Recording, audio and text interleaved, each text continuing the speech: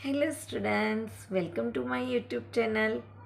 अभी हम करने जा रहे हैं एक्सरसाइज 8.2 का क्वेश्चन 1 का पार्ट 4। यहाँ पे हमें वैल्यू दी हुई है, उसकी हम टेबल जो होता है रेशियो का उसमें से वैल्यू पुट करेंगे।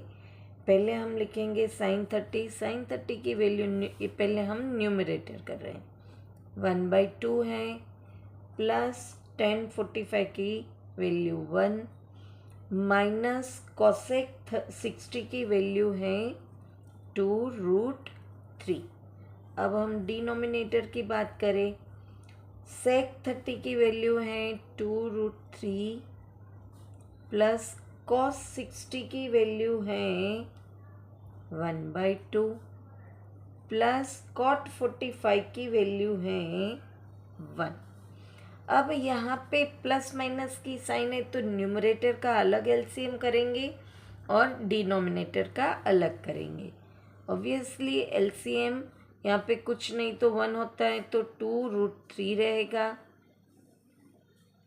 यहाँ पे 2√3 करेंगे तो 2 चले जाएगा, √3 बचेगा।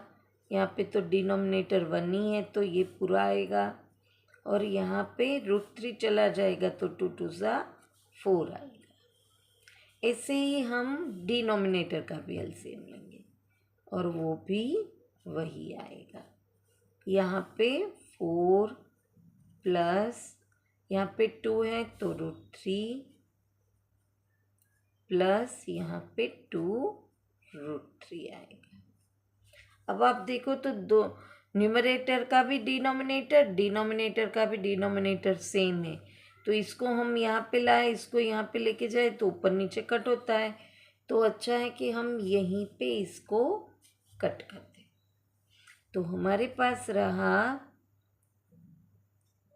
√3 plus 2√3 minus 4 upon √3 plus 2√3 plus 4।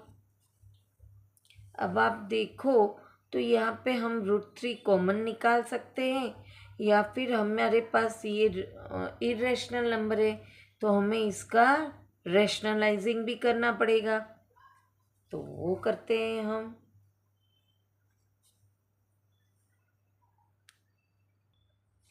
अब ये 1√3 है और ये 2√3 है तो 3√3 माइनस 4 और 3√3 प्लस 4।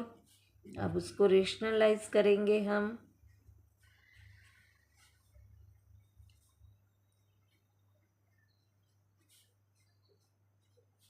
अब ये जो है वो ये बाइनोमियल टू बाइनोमियल का मल्टीप्लिकेशन होगा, ये इससे भी मल्टीप्लाई होगा, इससे, फिर ये इससे और ये इससे। तो 3 3 9 और √3 इंटू √3 होल 3, जैसे ये 3√3 मल्टीप्लाई बाय 3√3 करेंगे तो 3 3 9 होगा और √3 इंटू √3 होल 3, तो आंसर आएगा 27। उसके बाद इसको करेंगे तो यहाँ पे माइनस की साइन है, 4 3 12√3 plus minus minus 4 3 12√3 minus minus plus 4 4 16। यहाँ पे एक टर्म प्लस है एक टर्म माइनस है, तो यही a² माइनस b² की आइडेंटिटी बनी। यहाँ पे होगा 3 3 9 3 27 माइनस 4 4 16। अब इसका सब्ट्रैक्शन होगा, यहाँ पे इन दोनों का एडिशन होगा, minus minus plus bigger number की साइन,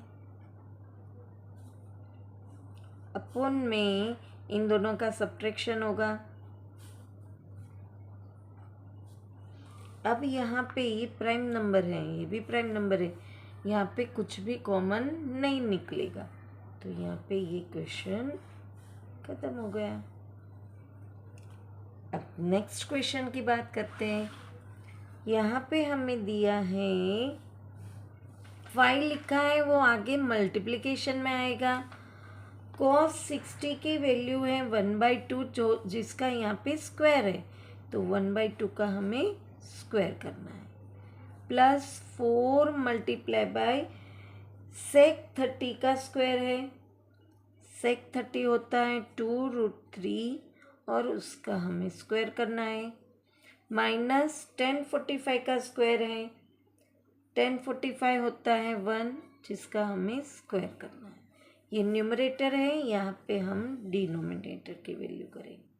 साइन 30 की वैल्यू हमें लिखनी है और उसका स्क्वायर करना है। साइन 30 की वैल्यू होती है 1/2 उसका स्क्वायर, प्लस कॉस 30 की वैल्यू लिख के उसका भी स्क्वायर करना है हमें।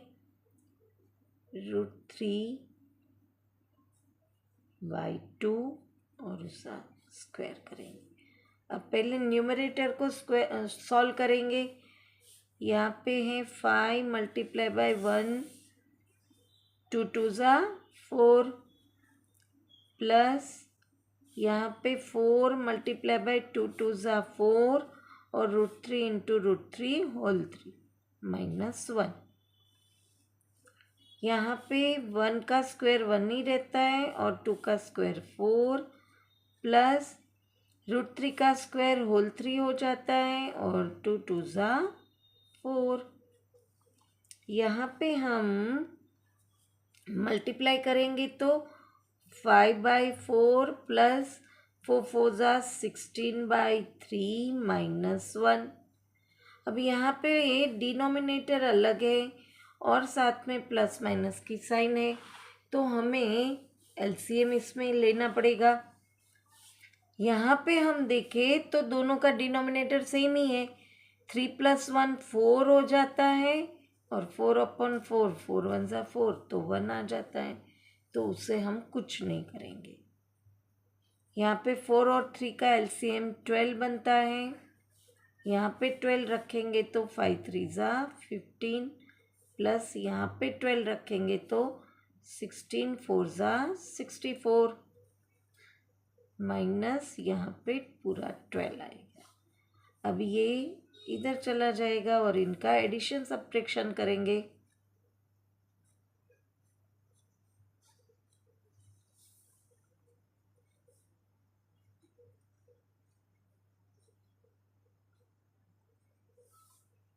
(67/12) ये न्यूमरेटर का डिनोमिनेटर में गया और 12 1 ज़ा 12। अब 67 और 12 को प्राइम नंबर है, उसका कुछ भी रिड्यूस फॉर्म नहीं होगा, तो ये हमारा आंसर है। यहाँ पे पार्ट 4 और 5 फिनिश होता है। वापस मिलेंगे नेक्स्ट क्वेश्चन के साथ। Till then bye bye student.